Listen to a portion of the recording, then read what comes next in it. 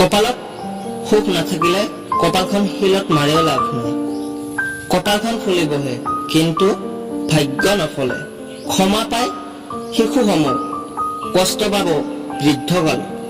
যৌৱন হল শ্ৰেষ্ঠ সময়, কামত লগাও সকলো সময়তে।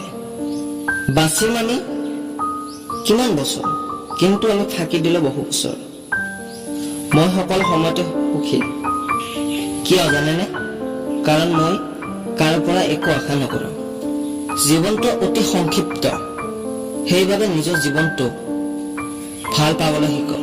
সকলো সময়তে হাঁহি খেলি থাকক। কিবা কোৱাৰ আগত শুনক, কিবা লিখাৰ আগতে ভাবি লওক, আৰু ক্ষতি কৰাৰ আগতে উপাৰ্জন কৰক। আঘাত দিয়াৰ আগত অনুভৱ কৰক, আৰু কোনোবাক ঘৃণা কৰাৰ আগত ভাল পাবলৈ শিকক। ধন্যবাদ।